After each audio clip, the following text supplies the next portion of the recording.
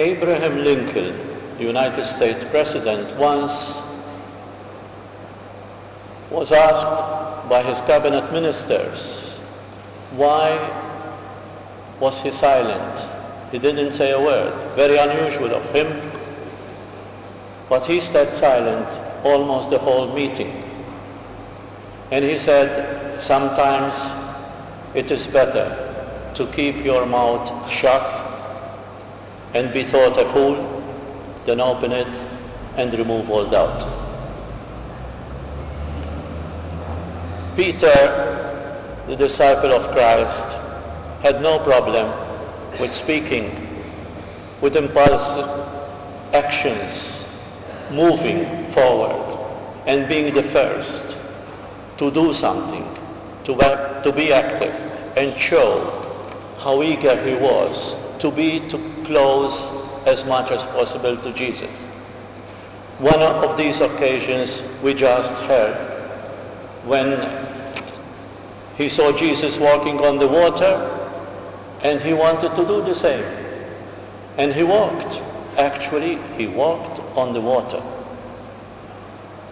But for a few moments, for a few seconds, and then his fear, the fear of not making it, the fear of sinking, the fear of what came into his mind at that moment, he started to sink. And there where he called for help from Jesus. Please, Lord, save me.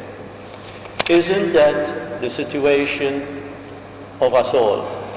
In many different circumstances of life, when fear grabs us, when because of fear we do not risk, we do not go forward, we do not say a word of encouragement to someone else, when because of fear of what will happen to us in the future, we do not help others, or we do not be compassionate to others because we are afraid that our life will be touched, that we will lack something, that we will be in need of something, of suffer of something because of the help we will be doing. The word fear in the gospel is the most used by Christ. So often we find it written. Over 36 times we find the word fear in the gospel. Why? Because fear blocks our relationship with God. We are afraid. We are afraid of ourselves. We are afraid of others. We are afraid of God. We are afraid of the world. We are afraid of so many things. And that blocks our relationship with God and with each other. And so this is the first thing that we must tackle in our life. Remove the fear. Have faith in God. And then when you see an incident like this, when Jesus comes out of his way to pick someone who is sinking and picks him up and saves him. And then other times, so many other times, Jesus said, I am with you all the days of your life. You are not going to be alone in life.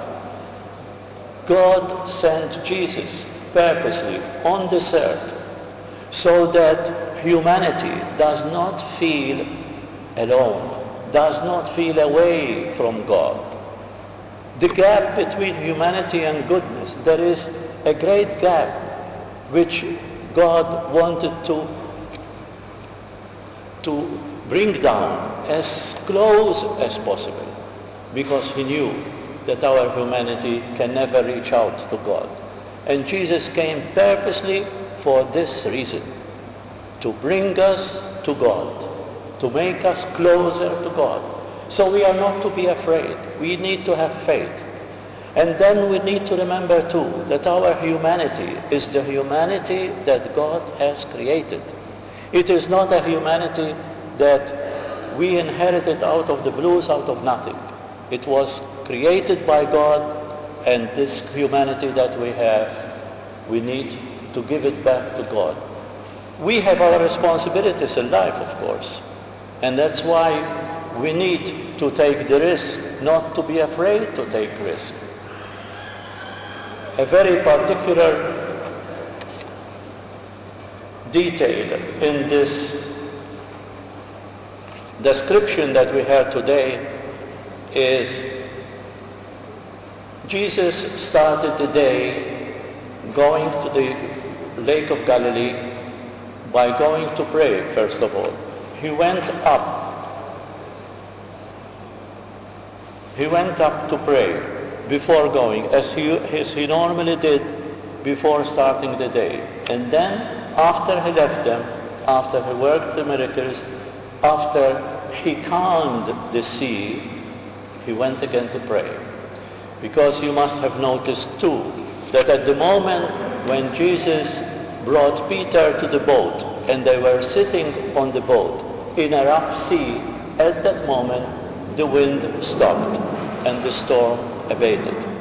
So this is the work of God in our lives. When we are in a stormy sea, as we often are, in our addictions, in our problems, in our relationships, we often are in stormy sea, and we have problems to tackle these situations of our lives. That is the moment when we need to ask God, as Peter asked him, please Lord, help me. To ask Jesus, come into my aid. And if we bring out our hand humbly to Jesus, we will see that we have touched the hand of God. And He will pick us up. And He will pick us up. No doubt about it. God is not there to solve our problems, to solve all our problems. He might solve a few of them, but He is not there to solve all our problems. We spoke about so much injustice in the distribution of wealth that is in the world today. If you remember well, last Sunday we spoke about the great miracle that Jesus worked on those 10,000 people by feeding them with a few loaves and fish. He told the disciples, you feed them. God wants us to take hold of this world we are living in, to take possession of this world, not by using it for our own selfish way, but for bringing His kingdom on earth. And His kingdom is the kingdom of justice, the kingdom of love, and the kingdom of compassion. So it is our responsibility. It is not God who is going to solve the problem of good distribution of the wealth that there is in the world by God. No, we are to do it. And we are also to serve our own personal problems without waiting God, and maybe also sometimes accusing God of causing us these problems, and not asking ourselves, what am I doing to solve this problem that I am in, to all this mess maybe that I have brought myself in? What am I doing in this situation that I am facing at the moment?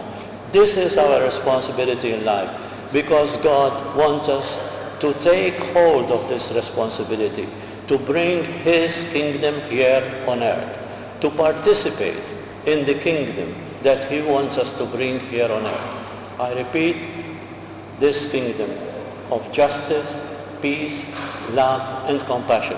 First in our own lives, and then the lives and the people all around us.